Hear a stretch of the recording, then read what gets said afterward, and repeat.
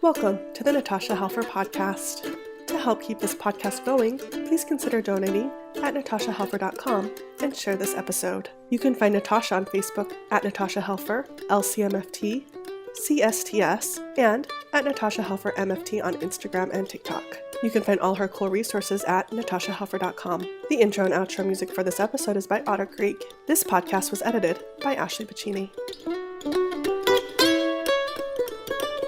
Hello and welcome everybody. This is the Natasha Helfer podcast where we try to dismantle shame through a lot of things, education, stories, people coming on and kind of, offering a lot of different things. So today we have my Symmetry Solutions team with me. Super excited to have another panel discussion. We're going to try to do this about once a month with kind of current events and things that are happening in the intersection between faith and religion and sexuality and mental health, all those kinds of things. So with me, I have Jenny Elledge. She's our therapist out in Florida, also licensed here in Utah. Allan Alexander, who comes to us from California, also licensed here in Utah.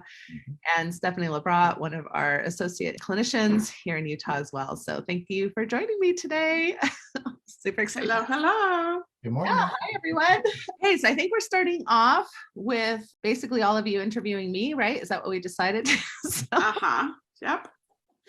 I have a slight update for people who may or may not be interested in my story a little bit, but I was approached by my local leadership in the Church of Jesus Christ of Latter-day Saints about, right before Christmas, I think, maybe a few weeks before Christmas, letting me know that they would like to meet with me. So for those of you who don't know, I was excommunicated from the church officially in April of 2021. Haven't really had any contact with church leaders since then. We are now looking at December-ish, November, December of 2022, when I've had some local outreach. The first outreach was them just kind of showing up at my home, like knocking on the door. I believe it was the bishop, and I'm guessing one of his counselors. I was running in and out from a meeting I had to get to, so I wasn't really able to talk to them in that moment very well, but understood that they were wanting to meet with me and that there had been some happening in regards to my children's records. So I have two teenage kids who live with me here in Utah. I also have two adult children who live with me here as well. So I'm guessing somewhere in the last year or so, their records got transferred from our old Wichita Ward Derby Stake to here in the Mill Creek area of Salt Lake City. So they made that clear that they were kind of there to check up on the kids, which I was like, oh, okay. And so I kind of said, well, is it okay if I get your number or whatever, and we'll set up another time. So the bishop agreed to come to my home on January 27th of 2023, which was 2 weeks ago, to have a chat. So that's kind of the update. So, and I think Allan, you had asked me before, did he come, alone or with other people? So he did come by himself, which I didn't really know what to expect. I mean, in LDS culture, it's pretty typical to have two men arrive, in the home or when they're visiting people. But he did come this time by himself. And I would say he was kind of casually attired in a formal way, right? So I mean, he had a tie on and slacks, but he didn't have like the full, suit and so it felt a little bit more casual, and it had kind of a casual feel as we sat down together. So he informed me that yes, the kids' records had been transferred. I informed him that I had spoken to all of my children individually since they had knocked on my door about whether or not any of them would be interested in meeting with him. At this point, all four of my kids declined that and said they're not interested in that at this point of their lives, or in being active in the church at this point of their lives, which, just to be clear, I would support if they would be interested in that, but none of them are. So I shared that with him, and he, trying to think just a few things before you ask me questions, but he said, like, oh, tell me about yourself, whatever. I'm like, well, what do you know about me? Because I figure a few things. And he said he didn't know much other than he had listened to the Doug Fabrizio show when the excommunication was happening. And so kind of knew a little bit of my story then, but other than that, didn't know much. And so I shared with him a little bit of my life story, just that I'm, a child of converts from a little kid and grew up in the church for the most part, did most of the church things. And became a mental health practitioner, told him a little bit about my positions and my advocacy roles that the church ended up having some issues with, and that landed me in my position, a few years ago. So, and then from there, he said, well, I thought it was going to end. It was going to be kind of a short and sweet visit. And he said, well, is there anything that you need from us? Which is a very nice, typical question that most LDS people will ask as they're leaving your home. Is there anything you need? Anything we can do for you? Right. And I was like, well, I don't know that you can help me with this necessarily, but the one thing that I would have really loved to have at any point during the whole process that I went through in 2021 is an understanding of what was expected of me to either one, avoid disciplinary counsel, two, work on a repentance process, right? If there was going to be a discipline, usually in the LDS community, you go through a repentance process. And in other words, if I was ever really interested in, getting rebaptized and regaining my ordinances and things like that, what would I have to do to make that happen? And that had never been clarified or talked about, because I have been through repentance processes in the past. I went through it in high school, I went through it in college, and I had been given, first of all, lots of dialogue, lots of meetings with the bishop of those times. I had also been given very clear direction, right? So this is kind of what we feel you've done wrong, and this is what you need to do in order to regain your good standing with the church. And of course, that also means with God, right? And at those times, I had gone through all of those processes to regain my status. Now, I had never been excommunicated. I'm not even sure if I was really formally disfellowshipped, but you go through these little disciplinary time frames that usually last anywhere from 3 to 6 months or a year to regain your status as a worthy member of the church. So he seemed confused by that.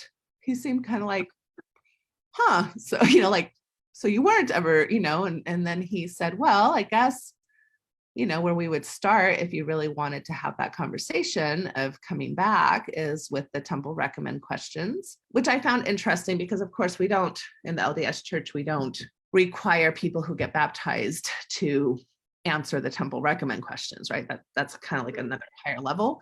But I kind of understood what he was saying, like, okay, so are you in line with kind of the things that would kind of get a person to be considered kind of an active member, worthy member of the church? And the first thing he said, because there's a lot of temple recommend questions, and the one that he focused on, because he could have asked me about my testimony, he could have asked me about the law of chastity, he could have asked me about, do I support organizations, right, that don't align with the church? There's quite a few questions, but the one that he focused on was, well, do you feel like you sustain the leaders of the church?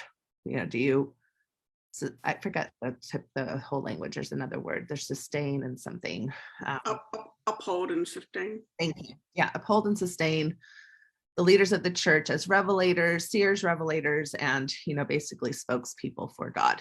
So, which was a lot of what was brought up in my disciplinary councils, that, my positions hadn't always been aligned with, some of the church leaders' statements. We had a conversation about my perspective of what it means to sustain versus, I don't know what his perspective is, but I basically answered something along the lines of, well, for me, sustaining means that I respect you. Sustaining means that I care about you. Sustaining means that I'm willing to listen to you, but it does not mean that I blindly obey or follow you, which was always my understanding as an LDS person, that that's not required of us, that we are to pray and ponder and seek our own revelation. And when we get discernment, personal revelation that aligns with what the church leaders are saying, then that's how your testimony is built. And so I said, I'm not exactly sure if I use this example, but it was kind of along these lines that, if I love somebody, for example, if my best friend who I'm with all the time, we're very close and I love them, is all of a sudden like in front of me beating their child, right? Like got angry with them and is like spanking them and berating them. And I just smile and sit back and say nothing to my best friend. I don't think that's very sustaining of me. Right? I don't think that that's a very good friend, to just smile and pretend that that what this person is doing, which is obviously hurting another person and has a lot of damaging consequences that my friend may or may not know about. And especially if I'm like a marriage and family therapist who knows all the research on child discipline and how as we spank our children, that actually causes potential PTSD symptoms and lots of complications, it would be, I think, very unkind of me to just not say anything and to just be quiet and pretend that I was okay with that behavior from my good friend. So for me, sustaining is being able to say, you know, hey, I do respect you. I do honor your position. And given all the things that I have to bring to the table, which as one of the very few ASEX certified sex therapists in the LDS community, I felt like I had done a lot of education and training and things that I could bring back to my community. If I just stand quiet, and as I see people being harmed, specifically in our LGBTQ plus community, as I see adolescents being harmed with a lot of unrealistic expectations and standards around sexual development and masturbation, as I see people being harmed by ineffective sex addiction model treatment, which, you know, I once kind of thought was correct, but then realized, oh, wow, this actually isn't helping people, it's hurting people. If I just stay quiet, to me, that is like, that's unethical. Like that's not sustaining or helping anybody to just allow for harm to continue to be done. But do I respect the leaders of the church? Do I think they're probably, I don't know any of them personally as far as the main people, you know, the main leaders. Do I think they have good intentions? Do I agree with many of the things they say? Yes. You know, do I honor their sacrifice and the travel and the energy and all the things that they do, right, to try to build up our community? Absolutely. So, but if it means that whatever comes out of their mouth, I have to agree with, especially when they're landing into clinical territory that they actually don't belong in, that they've crossed that line from ecclesiastical role to clinical role. And I have research to back up my positions. It's very robust. And not only research, but anecdotal experience for 25 years that has been very harmful to many hundreds and thousands of people I've worked with. It would be wrong. And so I said, you know, I actually took that little song that we sang in primary and onward, you know, like do what is right, let the consequence follow. I took that to heart. That is part of my ethic. And I'm going to stand up for what I believe is true and right. I feel like that's probably one of the most Mormon things about me. So he listened to all that. And I think he tried to share maybe some, you know, some different perspectives about sustaining. But at the end of the conversation, what was very poignant about what he said, and I'm going to try to remember this as much as I can verbatim, but he goes, yeah, I guess with what you're saying, there really isn't a path back for you. And I said, I think I agree with you. If this is what's required, is that I would be a silent witness to harm, then you're correct. I cannot do that. And that's kind of where we left it. You know, Natasha, I'm really struck by, for people to understand context here. Number one, I've never been Mormon. I'm the resident Nomo. But I think a healthy outside perspective can be valuable at times. But this parallels, I've had a lot of experience with working with youth. And one of the things, of course, we combat with youth is bullying. And I'm not likening bullying to what you're going through. But the mechanism for defeating bullying, being a bystander versus being an upstander. That's what I'm hearing from you, is you're not bystanding and just allowing things to continue if they run contrary to your consciousness and your morals and your ethics and your experience of religiosity or spirituality. And that's what we tell youth to do all the time, is don't be a bystander. Don't let bad things happen right in front of you. Be an upstander. Say something, be corrective, be a voice. And I just really want to salute you for that. I know it cost you a lot. Thank you, Allan. Thank you. I appreciate it. It has cost a lot. I do a lot better talking about this, but I can already feel emotion about it. Now, whenever I talk about it, I only bring up like tearful emotion about 20% of the time versus 95% of the time. So I think that means that I am healing. But I did also share emotion with him, which I didn't really expect or want, because when he asked me how I was doing, I kind of got like this. So it has come at a big cost. At the same time, I'm really comfortable with,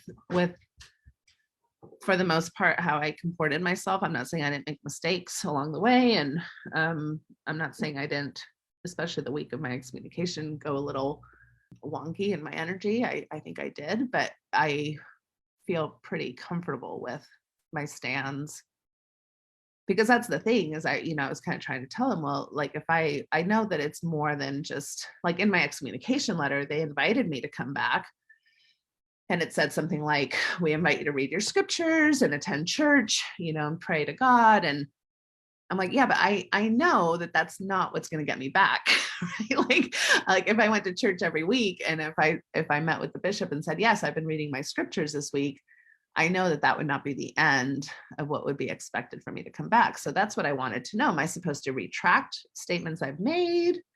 Am I supposed to take down blog posts or podcasts around subjects that are uncomfortable for the church? Like what is really required? And I still haven't really gotten that answer, right? There's never been like, here's the things, Natasha, that we would really like for you to consider if you're going to be part of our, church organization again. So but I think we're kind of, at least this was a little bit more clarity that yes, if I can't get in line with leaders and can't keep quiet when I'm seeing harm, then that would not be viable.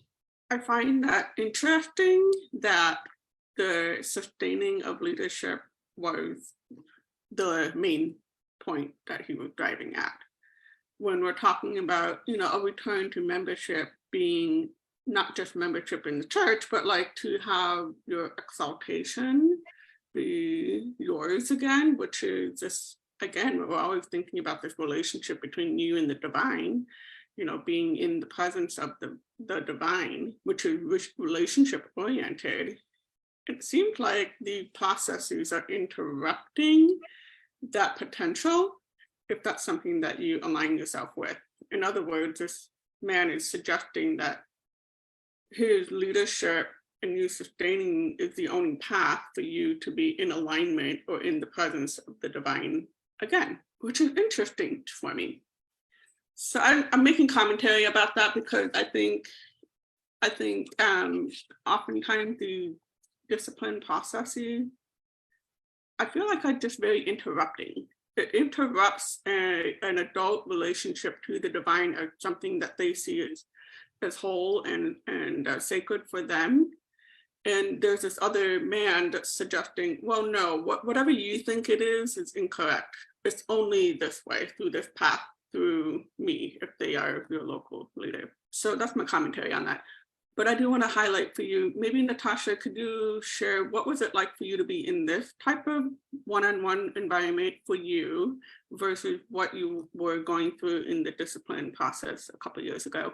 Yeah, I mean, well, and thank you for all of that first part, because I agree with that. It was interesting to me as well that we did not start with my testimony of Jesus Christ or of Heavenly Father or of, even the gospel principles. It was really about kind of a leadership authoritarian. Can you bow to this external authority? And if you can't, then, so that does feel very developmentally inappropriate, as a almost 51-year-old woman, right? So, and it also just that Jesus Christ really wasn't ever mentioned, in this whole meeting, I thought was also interesting. So yeah, I think what I'm realizing that this whole process has been is it's not about my relationship with deity. It's about my relationship with priesthood, male, mostly white leaders of this church that I belong to, right? That's what this is about. They don't appreciate my opinions or my thoughts or my style. And in a lot of ways,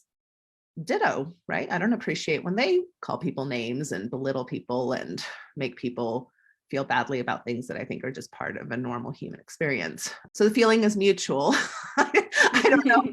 I mean, I have I could give them a list about making their way back to me, but guess my way back to them is untenable at this particular time. As far as your second question, so I had made it very clear in the excommunication paperwork and documents that I sent at that time that I would not be willing to meet with any leader again on their territory, right? Like on the grounds of the church, even though I feel like that's my territory too. I mean, a lot of my tithing dollars went to support, church buildings and property. But I feel like if they're wanting to meet with me, now it's on my turf, it's at my home. And I don't know that he knows that I stated that necessarily, but it did feel like that was at least being honored, whether it was a direct or indirect. He did not invite me to his church office. He came to my home, and it was interesting too. I had the thought, I was like, I hope he has to go to the bathroom while he's here, because I'll be like, please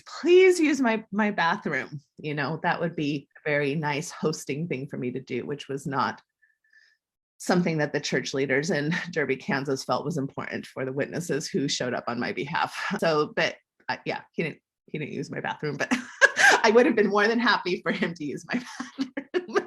So it felt more empowering. It felt like it was my turf. It felt like if at any point I had wanted him to leave, I mean, I felt like his aura was very kind. I felt like his aura was very gentle. It wasn't like firm or strict or scowly. He was very approachable. So I felt comfortable in his presence. I didn't feel unsafe, but I didn't know how I would feel or how he would present, because I don't know him at all. But I felt like if at any point I wanted him to leave, I had the right to ask him to leave my home and my premises, right? So it didn't go that way, which is nice, but I did feel more empowered. And I felt like I felt like I kind of always have. I felt like I spoke my truth, and I'm not one to hide secrets or to be like wily or try to do strategy. I was very honest. I felt honest questions. I gave him honest answers. I felt like he did the same. I think we were very real with each other. And so in that way, I felt pretty good. And I felt definitely, I felt closure. That's what I felt. I felt closure. It's kind of like he was at least honest enough to tell me there's not a path back. And nobody had told me that before. And so I felt that was very honest and real of him. And I said, I think you're right. Like, I don't think that the Church of Jesus Christ of Latter-day Saints wants me. And I see that, of course, as very different than any relationship I would have with deity. But I don't think that the organization of the church wants me or people like me or us who have very similar views as part of their organization at this time. Natasha, I would love to hear, obviously this was a super painful experience for you. I would love to hear what your process of healing has been over the past year and where you feel like you are on that path of healing, especially for other people who might be listening who might, be in a similar situation. Yeah, so that's a hot mess, right? Because it's like, here I am as a mental health practitioner. My entire job is to try to help other people's journeys. And here I am finding myself going, okay, I know all the tools, right? I'll try this tool. I'll try this tool. I'll try that tool. I'll try that tool. And at the end of the day, I had to slow my roll, right? Which is a lot of what I tell our clientele, especially when we come from high demand religions and we come from kind of these high productive cultures, like we got to get things done. And so it's been 3 months, Natasha, why aren't you put together already? Right? And so I had to notice a lot of that in myself. I think for a month, I was pretty much just in bed. So I just let myself rest. And, I had to fight some guilt or some shame, right? That, oh my gosh, I'm not functioning. What about my kids? What about my clients? What about my providers? I'm not showing up. And so I just had to kind of take my own medicine and see those thoughts coming by and go, okay, well, these thoughts are normal, but I don't have to necessarily believe them or, make them get in the way of the rest I need. Right. But that was complicated. That wasn't easy. It wasn't like having all these tools all of a sudden. I was like, ta-da, look at how amazing I'm managing. I did eventually go on an antidepressant. So I felt like I needed pharmacological help. So I used that tool as well. I met with a therapist, right? So I did talk therapy. I have an amazing partner who probably has heard he's also no-mo Allan, right? Like you. So he's like, he's definitely gotten a very wide education on Mormonism via Natasha Helfer. So, but his willingness, I think a lot of times in therapeutic circles, we have this idea that, well, I'll fix myself and then I can be in relationship. But I think we also need to be in relationship to fix ourselves, especially healthy, supportive relationships. And my partner definitely stepped in that way, in a big way, as did many friends and colleagues. And so kind of leaning into my support network, even though sometimes that's hard, right? When you're kind of feeling emotionally depleted and fatigued, it's hard to then be social. But I did try to do that throughout the last year and a half. I think, I use the systemic blame kind of concept a lot with my clients. Like, there's no one particular person here really that wronged me. I mean, there were people that I think acted very inappropriately, but this is a much bigger issue than any one person.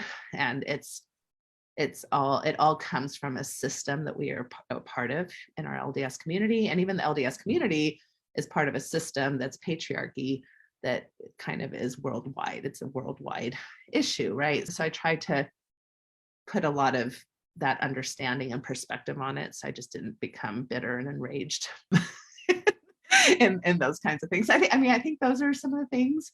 There's still things I haven't done that I want to get back to. I mean, I was exercising really well and eating well kind of prior to my divorce and this excommunication. That's really kind of taken aside. I walk my dogs, I guess, but I used to be doing Zumba and all kinds of stuff, pretty regularly before that. So there's still that, oh gosh, I'm still not quite back, to my self-care that I was able to provide for myself when I was in a better space. So I think that's what's coming to mind. I'm curious, especially, I mean, I've had my own high demand religion, a different high demand religion, but I've had my own high demand religion journey. But I'm struck by the difference of if church elders or officials or anybody like that had come to my parents' house and said, "We're concerned about your kids," they'd have been offended. What was that like for you? Well, I guess that just kind of goes to my cultural acceptance of our traditions, because in our tradition, if you're a member on the books, right? Like if you're on the list, then it's part of our LDS tradition that congregation, that local congregation, is responsible to make sure that whoever's on that list knows that they're cared for, have resources, that they're wanted to come back to fellowship. And so it's just kind of part of the culture, and I guess I didn't see it as, oh, we're worried about your kids, like you're not parenting them well. I saw it more as like, it's our responsibility to check in and make sure that if your kids want to be a part of us, and we'd like for them to be a part of us, that they know we're here and that they know their records have arrived. So I guess from a cultural space, I didn't really see it as this offensive, like, you're a bad mom and we need to save your children. Yeah, there may be some of that. There may be some of those feelings. I think there is. I think in general, high demand religions think that they do have the best way and that they will parent your kids the best, right? And so, but I didn't really feel like there was this judgment. It's just part of our tradition, right? It's our culture. Yeah, and I think that's been part of my journey in learning about LDS, that how it's not just a religion. And I think that for the rest of the world, not some high demand religions, some high demand religions are intimately intertwined, both culturally and religiously. But there's other high demand religions out there where there is that kind of firewall. It's like, you guys are religious people, and then we're going to culturally handle things, especially with that kind of American independent spirit of, don't tell me how to raise my own kids and all that. So, but it's interesting how Mormonism has kind of folded that in. Yeah, it's definitely a very authoritarian thing. And I think, again, for some people, that's what draws them to Mormonism, right? So if you, I can't tell you how many clients I've had that converted to Mormonism or just growing up, like they did have dysfunctional families. They did have, parents who couldn't show up for them for whatever reasons. And so having those leaders come and say, hey, we're here, and hey, do you want to participate in the youth program? And hey, do you want, was kind of like a protective part of their experience growing up, that they had other members of the community that would look in on them, that would check in on them. And I've heard even adult members feel like, okay, wow, somebody does care about me. Somebody came and knocked on my door, and actually asked if I was okay, and so there's protective factors of that. And there's people who feel very annoyed and kind of micromanaged by that, and I think those are both really valid feelings depending on the context of your relationship with the church. With the bishop and your kid, did you place any boundary there, or just kind of where did you leave off with that relationship right there? I mean, I just told him that they weren't interested, that I had talked to each of them. I think 2 of my kids came in and out of the house while he was here. So, as a mother does with teenage boys, it's like, hey, come introduce yourself, say hello.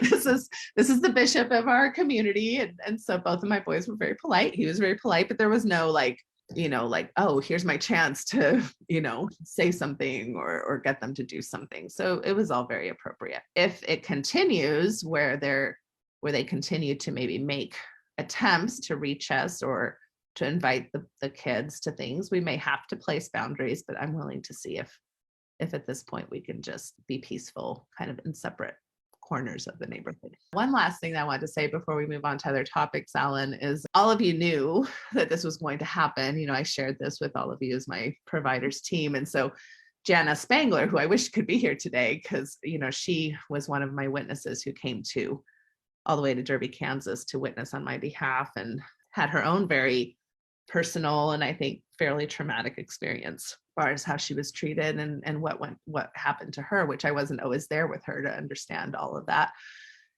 So anyway, so she was very protective, right? She's like, oh my gosh, like you don't need to do this alone. And I'm willing to come over and be there with you. She only lives like 2 miles away from me. And so, but it's interesting that I felt for whatever reason, I felt it really important to do this on my own. I felt like I had done it on my own the entire time. I feel like I've been a lone voice in my own profession and my own relationship with the church for a very long time. I've been speaking up on these things about things for probably 15 years now in ways that a lot of people were uncomfortable with. And I'm not saying I'm the only one who has spoken up, but just in my collegiate circle and in my kind of social circle, I was kind of the only one, that I knew of anyway, that was doing things like, so it was important for me to kind of finish this chapter on my own. But I did tell her, why don't you come over I think he came at 3, and I said, why don't you come over at 4?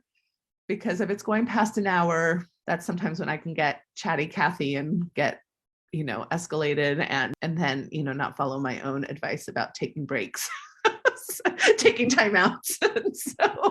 so she showed up at 4, but he had just left like maybe 5 or 10 minutes earlier than that. And then, so I did have a very nice time being able, because that kind of answers Stephanie's self-care concept too, is that Jana, gave me her presence for me to be able to just process everything that just had happened. And we, spoke for an hour, and then we went out and had dinner with another one of our providers, Michelle Peets, who also kind of offered that space. So I had like 2 or 3 hours to process with people who feel safe and affirming to me. So I just wanted to share that was kind of how that evening ended. That's wonderful. I'm glad they were there for you.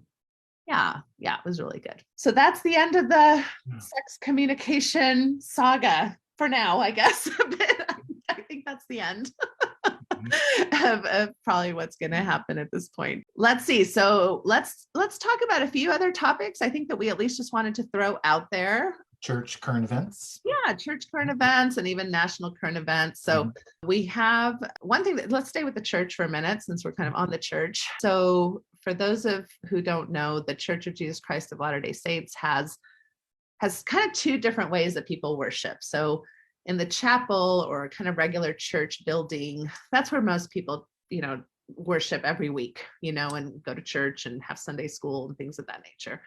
But then the LDS church also has what are called temples. And those are buildings, and probably many of you have seen an Mhm. LDS temple, because they're kind of all over the United States anyway now, and in a lot of areas of the world. And those buildings they're actually not open on Sundays. Like that's not where we worship, where we do Sunday worship. That's more of a space that's considered very sacred and very special. And only people who are very, very devoted to kind of the church standards and values and lifestyle are considered worthy to enter into that building. So the church oftentimes does an open house before it's consecrated or dedicated. Yes, in fact, in San Diego here, when they built theirs, they allowed the public to tour, and I did go.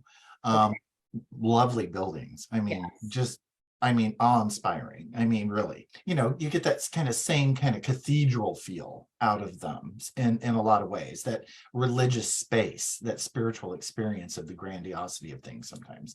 But then again, there was the whole public knowledge afterwards that they ripped out all the carpet and put in new carpet because us non-Mormons had walked on it. Yes, right. Yeah. So there's a lot of othering about who can be in the house of the Lord, which I'm not exactly Hey, sure. it's their house, and I understand that. And you want to be comfortable in your own sacred space. Right. So I'm not sure how the Lord would really feel, if the Lord exists, about keeping people out of his house. I'm not sure he has an opinion about carpet, but Yeah.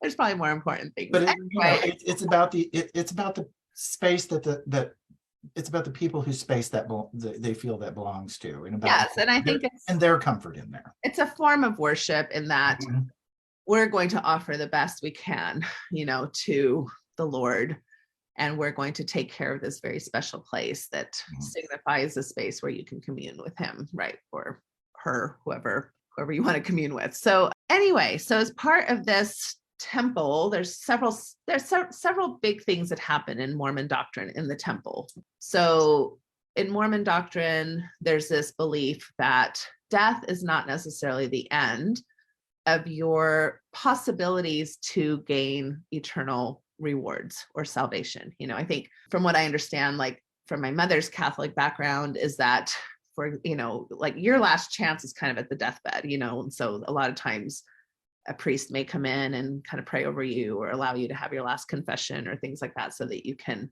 kind of have your last chance of whatever rewards you're going to get. So in Mormon doctrine, there's still things that are happening after death. And so we also have a belief, which comes from, I think, a lot of Christian tradition, that certain things have to happen in order for you to make it. And one of those things, for example, is baptism, right? So I remember knowing that a lot of babies that were born, again, and kind of some of these other traditions, that if they weren't baptized and then they happened to die, there was a lot of really pretty awful grief that now this baby spirit would be in purgatory, or things of that nature. So in Mormon doctrine, it's kind of like, no, we'll do it for you. Like if you didn't have a chance to get baptized or go through some of these ordinances that we believe are necessary for salvation, we will, with our bodies, we will stand on your behalf and do the ceremony for you. And then if you don't have to accept it, it's still your agency. You can refuse or accept that ceremony that was done in your behalf in the spirit world, but we're at least going to make that possible for you. So that's why we do baptisms for the dead, which maybe sounds like a really weird thing to a lot of people. You can take care of your ancestors. Right, that maybe weren't baptized or didn't have a chance to hear the true gospel, these kinds of ideas that they're very one and only churchy type, right? But again, Mormons aren't the only ones who've had that kind of tradition of this is the one and only way. So, and that's actually why genealogy is such a huge thing. Such a huge part of, because not only do we feel like this responsibility to teach our children and have good kids going forward, but we feel this responsibility towards ancestors who maybe didn't have the chance to know what we both forwards and back and in backwards. It's a wide view. Exactly. The temple is also where marriages occur, and the difference in Mormon marriage language is that we believe that the sealing or the ceremony is not until death do you part, but forever, for eternity, right? So again, if both parties are willing to be together for eternity, they will have that opportunity. Well, and if they're following, the path. So there's that. And then there's a ceremony that's called the endowment. And this is more of a personal ceremony where you as an individual kind of make special promises or covenants with God. And it's probably the longest and probably most attended ceremony that's happening, at least for adults in the temple. When people say they're going to the temple, they're usually going and doing an endowment session. The first time you go, you do it for yourself. Every other time you go, you're doing it for people who have passed, right? So now we're doing endowments for the dead. So one of the biggest things that was something that many of us in the community had been kind of showing some concern about for many years is that there lacked a huge amount of consent in regards to entering the ceremony, because it's seen as a sacred ceremony. So it's depending on what decade you're looking at, all the way back into the early 1900s, there wasn't a lot of information shared about what would happen in this ceremony until you were there and doing it, right, and making these promises. So and a very proverbial kind of leap of faith. Yes, very much. And there was some language, like when I went first through, a lot of the endowment is kind of like, it uses the Garden of Eden story as kind of like a lot of symbology for meaning of life and kind of how life started. And so Satan is a character, right, in the Garden of Eden. And so you start off the ceremony with this person who's depicting Satan saying, hey, this is a really important ceremony and you have to take it seriously. And if you decide to go through with this, it's going to stand and you're going to be held responsible. So if you're not comfortable with that, you can leave now. But you don't know what he's really talking about. Like you're kind of like, well, I don't know. So you're kind of made to say you're okay with whatever you're going to promise before you really know what you're going to promise or what that ceremony is going to be like. That's how it was. And so the big news, this is a long story to get to the news that happened, I believe this week or these last few weeks, is that some of that has changed so that now they're being more proactive and they're being more transparent about what exactly the promises you're going to be making are before you enter this particular ceremony. I'm not going to say I know the details of it all. And even as I was reading some of the news articles on it, there I would say there's still room there for consent issues, but I definitely do think that this is a step in the right direction. Mm-hmm. Sure. Because at least there's much more information. And so anyway, so that's and the things that's happening from a NOMO perspective, it's like if I knew what I was going to be promising ahead of time, that would actually give me time to actually give it really deep thought and serious consideration. Yeah. Well, and the reality is that a lot of times when people are going to the temple for the first time, for many, many people, it's usually as they're preparing to go on a mission, right? So they're fairly young, they're maybe 18, 19 years old, or they're getting prepared to get married, right? Because you need, in order to get married in the temple, you need to have had this endowment ceremony first.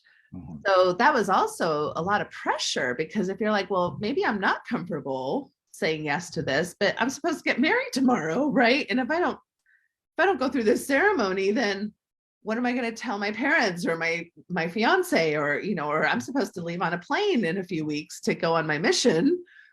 How I have, there was a lot of cultural pressure to say yes to this particular ceremony that I think a lot of people felt betrayed by or uncomfortable with, when they looked back on that experience.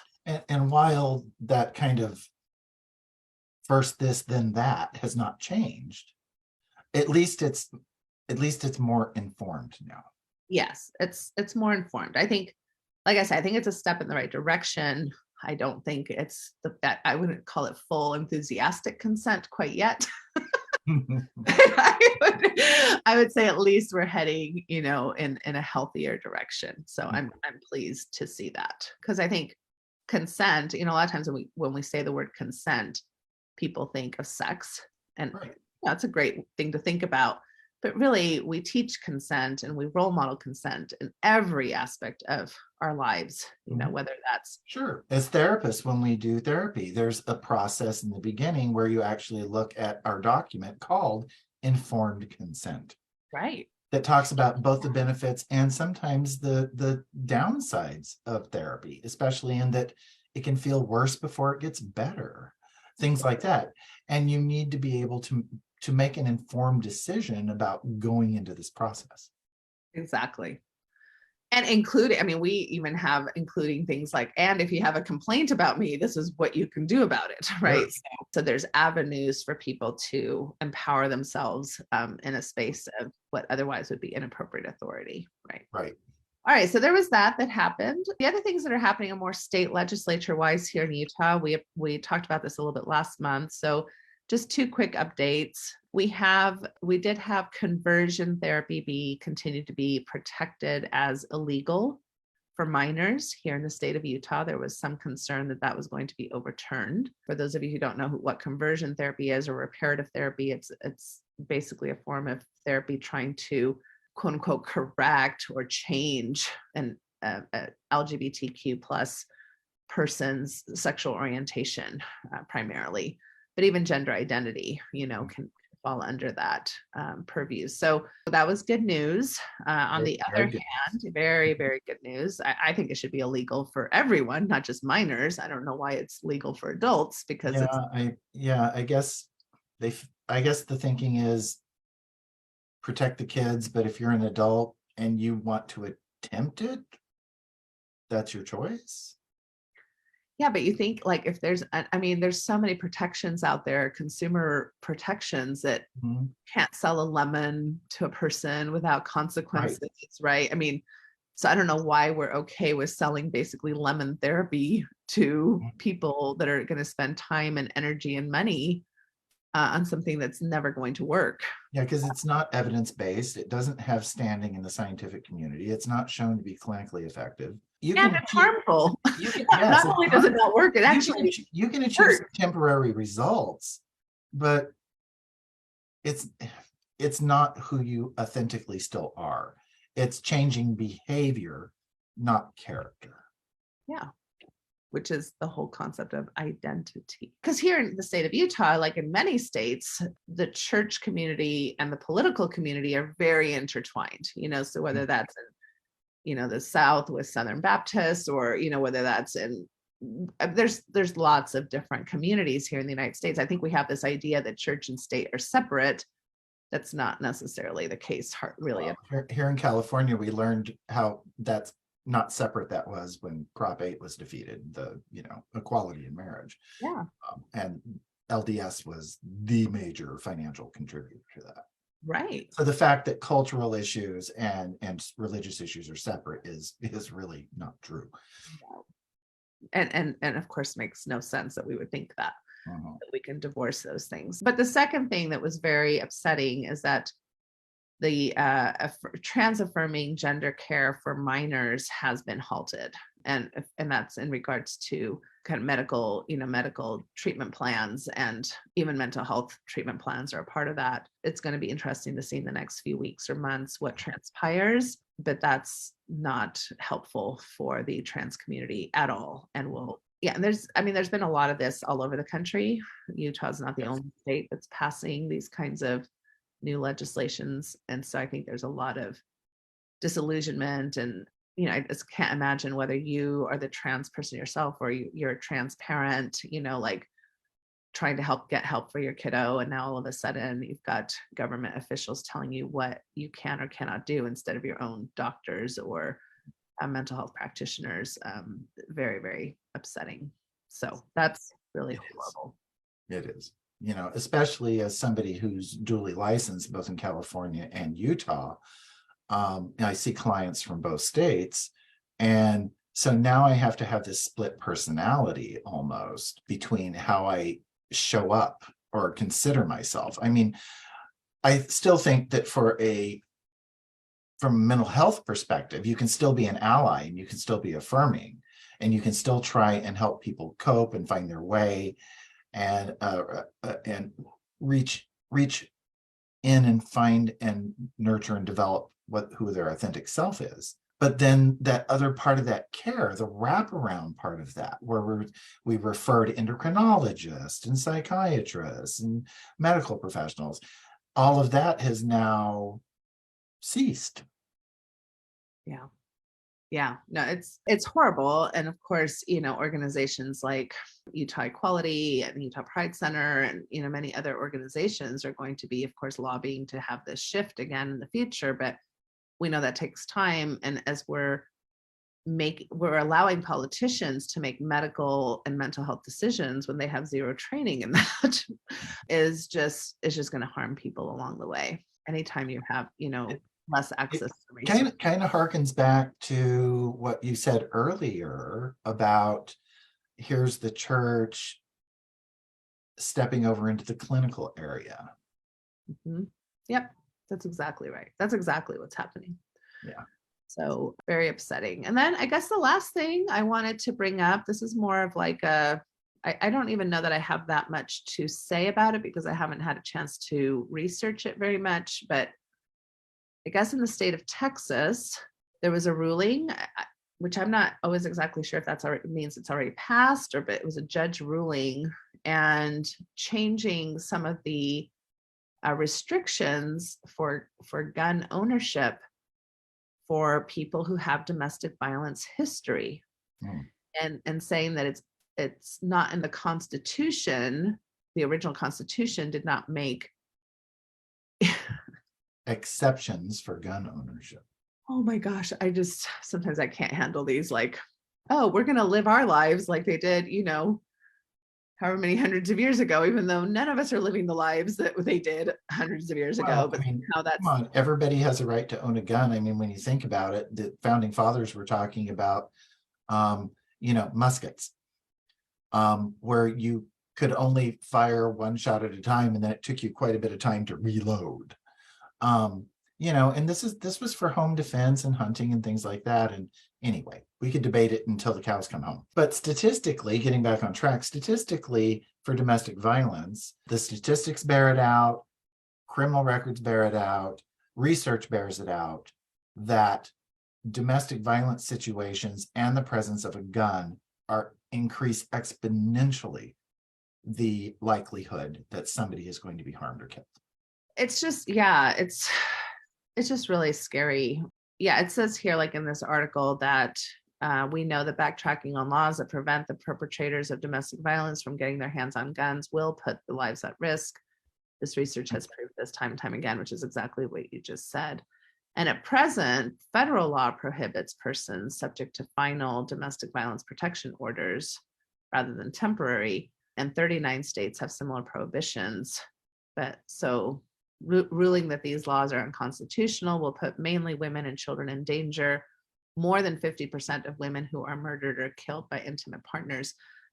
I hope people understand that. I hope people are educated by that, right? So I'm just going to repeat that, more than 50% of women who are murdered in this country are killed by intimate partners. And most of those homicides are committed with guns.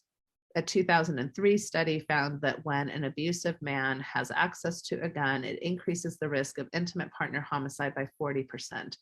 And this comes at a pretty tender time, at least here in our Utah and Mormon community. We had a really atrocious happening in southern Utah with a man, killing himself and his entire family, 4 or 5 children, I forget, his wife and even his mother-in-law, just, a month ago. So it's these kinds of rights or entitlements that, I think we can very easily trace to patriarchy, to some of these systemic issues that we have that we're refusing to address more seriously, that really have a huge impact on mental health and physical health. Because I can imagine now, even if I'm a domestic violence survivor in this state or wherever this ruling was made, even if I am not eventually killed by my prior partner, I'm going to be scared. And I'm going to be more concerned and worried. This is going to be a stressor now. We already have so many people that feel unprotected by current laws around domestic violence. And this just adds to that stress that so many people are going to be feeling. So educate yourselves, vote, people. Mm-hmm. Those judges, sometimes when we go to the ballot and we're like, oh my gosh, there's 20 judges here. And I forgot to do my research. Do your research. Judges differ in quality and concepts and not all judges deserve to be at the seat of where they're at. Absolutely. And as far as trans rights go, things are shifting. It's confusing. It's a culture war right now. The sand's shifting under our feet, but just stay flexible, stay hopeful, stay an ally. Yeah. Yeah. It's very hard to be part of a minority population and an oppressed population. That's what causes so much stress. So it's difficult as we're waiting for things to evolve and get better, which I hope they will. But when you're in the trenches of that, that's really difficult. So please reach out and get help where you need it. There are lots of community centers. There are lots of professionals. There's the LGBTQ Guild of Utah here in this state that does a really good job of listing affirming professionals. So even one of my kids had an experience with a therapist locally that wasn't affirming to their non-binary status, and just recently started seeing somebody from the LGBTQ Guild, kind of like, what is it called, list, like directory, and already is just feeling tons and tons better. So resources are out there and you deserve them. And one of the biggest fears, especially amongst the LGBTQIA plus community, is, of course, the increased risk of suicidality and self-harm. And I just really want to take this opportunity to let everybody know that, remember, 988 is now a national 3-number hotline that will connect you with mental health help. 24/7. You bet. As always, there's a suicide hotline as well. So we'll make sure and link to those. All right. Well, that's the update for February of 2023 from your Symmetry Solutions panel. Thank you, Allan, for being with me, as well as some of the other providers, and catch you again next month. You bet. Thank you, Natasha, and everybody. Bye-bye. Wish you the best. Bye-bye. Thank you for listening to this episode of the Natasha Helfer Podcast. To help keep this podcast going, please consider donating at natashahelfer.com and share this episode. You can find Natasha on Facebook at Natasha Helfer, LCMFT, CSTS, and at Natasha Helfer MFT on Instagram and TikTok. You can find all her cool resources at natashahelfer.com. The intro and outro music for this episode is by Otter Creek. This podcast was edited by Ashley Pacini. There is a place where time slows to nature's pace, and there is space there to find yourself in her embrace. Some places should be left alone. No tishki say the no. So we can always go to the homeland of the heart.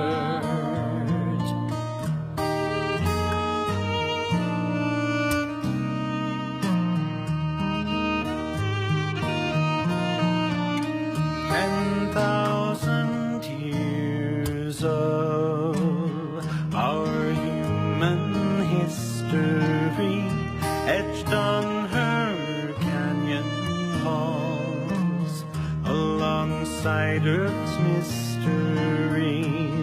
Some places should be left alone. No tishki shade no. So we can to the homeland of the heart, to the homeland of the heart.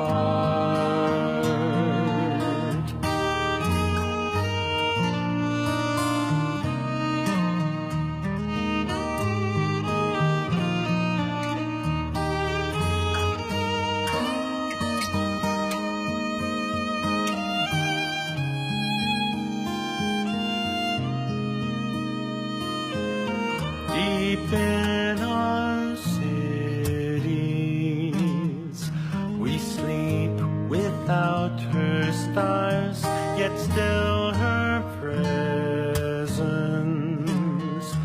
sustains us from afar. Some places should be left alone. No tishki shade no. So we can always go to the homeland of the heart, to the homeland of the heart, to the homeland